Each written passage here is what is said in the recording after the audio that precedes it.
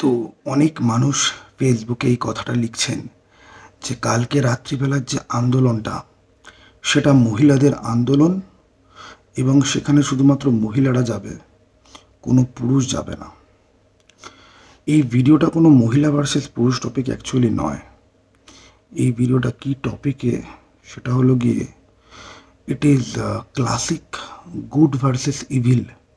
যদিও গুডের কি definition, what is good, সেই ডেফিনিশনটা খুব কমপ্লেক্স। বাট আমার যেটা মনে হয়, আপনারা আমাকে একটা প্রশ্নের উত্তর দিন। যেই ছেলেটা জানে যে তার প্রেমিকার সাথে ছোটবেলাতে কিছু অন্যায় হয়েছে, সে কালকে রাত্রিবেলা তার প্রেমিকাকে একা ছাড়বে?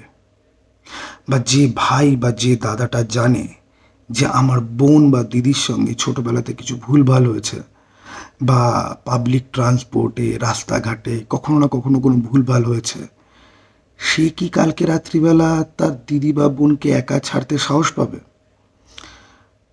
আমার কটা বোন? আমার একটাই বোন। অন্য কোনো ছেলের কটা দিদি? একটাই দিদি, তাই না?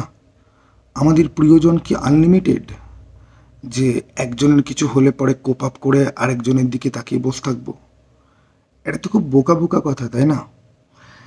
এটা যেরকম সত্যি কথা যে বহু মহিলা ছোটবেলায় বা বড়বেলায় বা কৈশোর অবস্থাতে কখনো না কখনো যৌন হেনস্থার শিকার হয়েছে, সেই ট্রমাটা তার একার, এটা ভাবা কিন্তু একটু হলেও ভুল। কারণ যে এই কথাটা তার বাড়ির লোকের সাথে শেয়ার করেছে, সেখানে তার বাবাও কষ্ট পেয়েছে।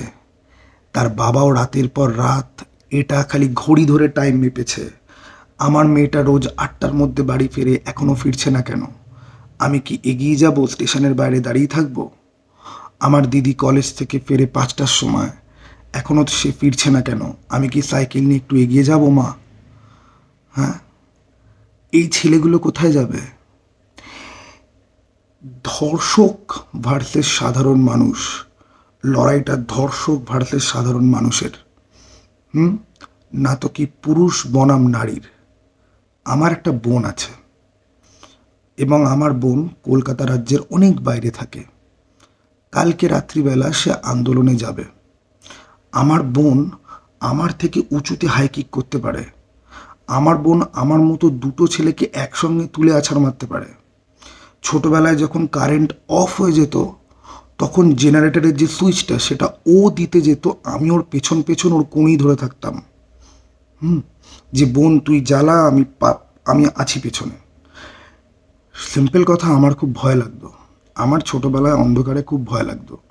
যত বড় হয়েছি তত অন্ধকারের সাথে একটা অদ্ভুত বন্ধুত্ব তৈরি হয়ে গেছে, কিন্তু ছোটবেলায় আমি অন্ধকারে খুব ভয় পেতাম। এবং আমার বোন খুব সাহসী ছিল। আমি তো মাকড়সা দেখলে আমার ফেটে যায়। তো আমার বোন হেব্বি সাহসী, কিন্তু আমার বোন আবার কুকুরে খুব ভয় পায়। কালকে রাত্রিবেলা ও যখন আন্দোলনে যাবে, রাস্তাঘাটে তো কুকুর ঘোরাঘুরি তো করবে। আমি কুকুর কোনো মেটাফরিক্যাল সেন্সে ইউজ করছি না, কুকুর মানে পাতি কুকুর। আবার কুকুরের সাথে আমার খুব ভালো বন্ধুত্ব। আমার তো শুধু এটাই চিন্তা হবে যে হঠাৎ একটা কুকুর দেখলে বা কুকুর চিৎকার করলে পরে আমার বোন কি করবে। এবার অনেকে বলবেন না, অত ভাবার কিছু নেই, তোমার বোনের সাথে আরও অনেক মহিলা থাকবে। দেখো ভাই, precaution is better than cure. আর আমি আমার বোনের সঙ্গে একই সময়ে আমরা দুজনে পৃথিবীতে এসেছি, 3 মিনিটের জাস্ট ব্যবধান। ওকে, যদি ওর জ্বর হয় তাহলে আমারও জ্বর হয়, যদি ওর পক্স হয় তাহলে আমারও পক্স হয়। তো এই যে ফেসবুকে এই যে একটা ক্রিমিনালকে নিয়ে, একটা ক্রাইমকে নিয়ে, ঠিক আছে, এটা ক্রাইম বনাম আমাদের মাইন্ডসেট হওয়া উচিত। সেখানে ওই আন্দোলনের মধ্যে ভাঙচুর চলছে না, পুরুষরা যাবে না মহিলারা যাবে। এই যে অ্যাভেঞ্জার্স এন্ড গেম দেখে তুমি কি শিখলে ভাই? সবাই ক্যালানি খাচ্ছিল, তারপরে মহিলারা একসঙ্গে আসবে, তারপর আবার আয়রন ম্যান আসবে। আমি এরকম বহু সিনেমার এক্সাম্পল দিতে পারি যেগুলো তোমাদের মনে হবে যে এগুলো তো খুব বাচ্চা বাচ্চা জিনিস। না, এগুলো বাচ্চা বাচ্চা জিনিস নয়, এগুলো বাচ্চা বাচ্চা জিনিস নয়। অনেক মানুষ হয়তো জানে না, কিছুদিন আগে কিল বলে একটা সিনেমা এসেছিল। সেই সিনেমাটা দেখে ছেলেপিলেরা হলের মধ্যে হাউহাউ করে কান্নাকাটি করেছে।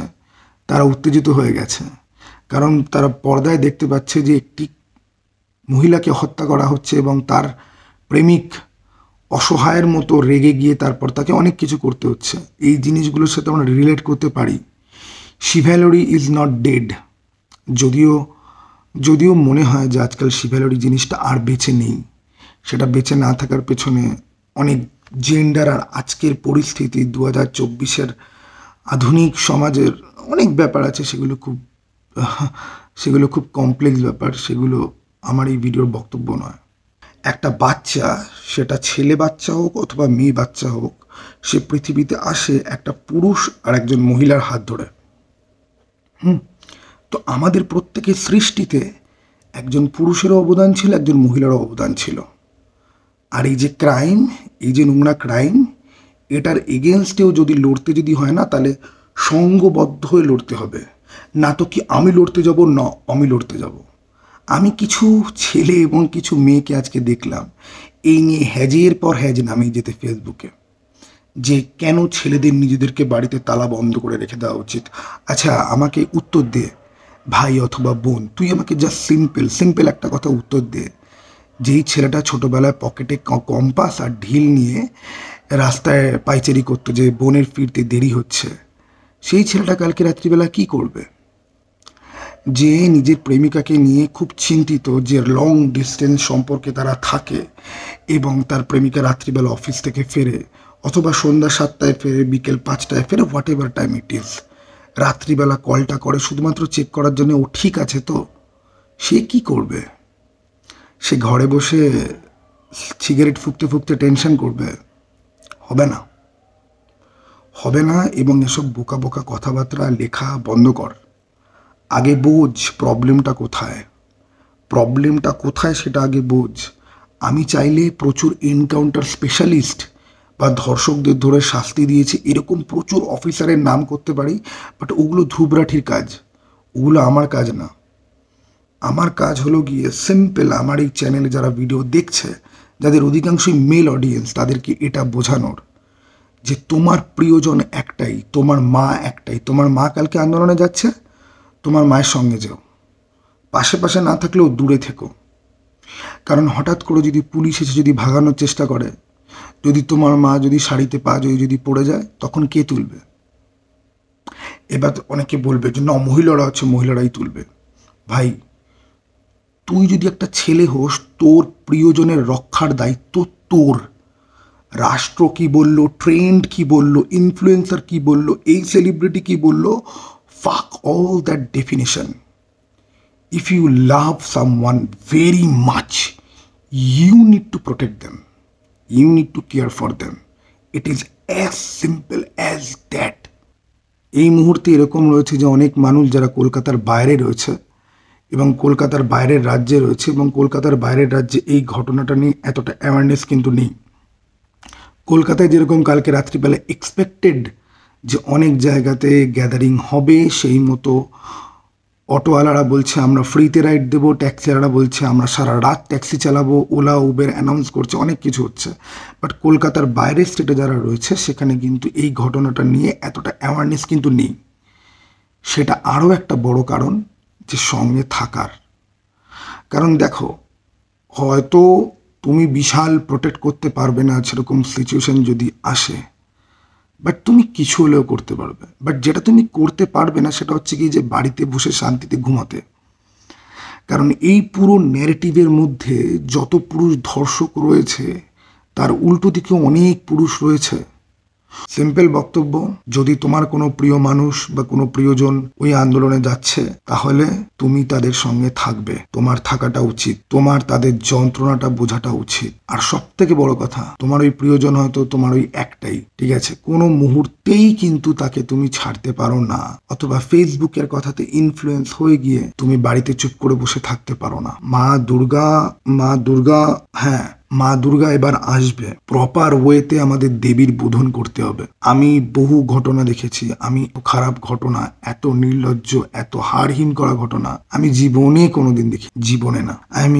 দিল্লির ঘটনাটা মারাত্মক ছিল, কামদুনির ঘটনা মারাত্মক ছিল, প্রচুর ঘটনা রয়েছে যেগুলো মারাত্মক ছিল। এবং প্রত্যেকটা ঘটনার পরেই না ভয় লেগেছে, কারণ দূরের রাজ্যে, নিজের রাজ্য থেকে অনেক দূরের রাজ্যে আমার বোন অফিস করতে যায়, কাজ করতে যায়, আমার প্রেমিকা কোথাও কাজ করতে যাচ্ছে। তো হ্যাঁ ভাই, চিন্তা হয়। কেউ কেউ রয়েছে যারা এটার পুরো অপোজিট স্পেকট্রামের মধ্যে বসে রয়েছে, তাদের সবার কিন্তু পাশে থাকা উচিত। আমি কালকে থাকবো, তোমরাও থেকো। আমি জানি আমি সিনেমা নিয়ে কথা বলি, কিন্তু সিনেমা নিয়ে কোনো ভিডিও আসছে না আমার চ্যানেলে, কারণ দেখো আমার যা বয়স না, তাতে আশেপাশে যা চলছে সেটা থেকে নিজেকে পুরোপুরি কাট অফ করা পসিবল নয়। এবং কাট অফ করা পসিবল নয় থেকেও বড় কথা হচ্ছে গিয়ে যে খুব খেলেও যখন রিয়েল লাইফটা এত বেশি সিনেমার থেকেও বেশি অতি নাটকীয়তায় ভরে গেছে, যেটা সিনেমার থেকে অনেক বেশি যন্ত্রণায় ভরে গেছে। তুমি খালি ভাবো, কিল সিনেমাতে ওই মেয়েটাকে এক্স্যাক্টলি 3বার না 4বার ছুরির কোপ মেরে তাকে ট্রেন থেকে ফেলে দেওয়া হয়। সেটা দেখে যদি কেউ কাঁদতে পারে, তাহলে এই ঘটনাটা জানলে পরে সে কি করবে? যেখানে একজন মহিলাকে 113 বার কামড়ানো হয়েছে, 20 বারের বেশি হয়তো ধর্ষণ করা হয়েছে, তার দেহের অলমোস্ট সমস্ত হাড়ি ভেঙে দেওয়া হয়েছে। তো আমি ছোটবেলা থেকে আমরা বন্ধুদের একটা কথা বলতাম যে আমাদের রিয়েল লাইফ একটা পানিশার, একটা ব্যাটম্যান, একটা রেড হুড, একটা উইলিয়াম বিলি বুঝারের দরকার।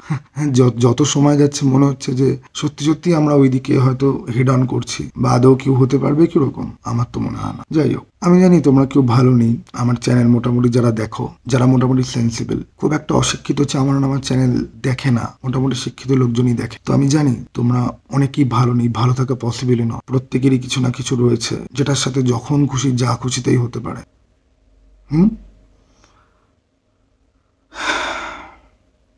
এটাই বলার ছিল।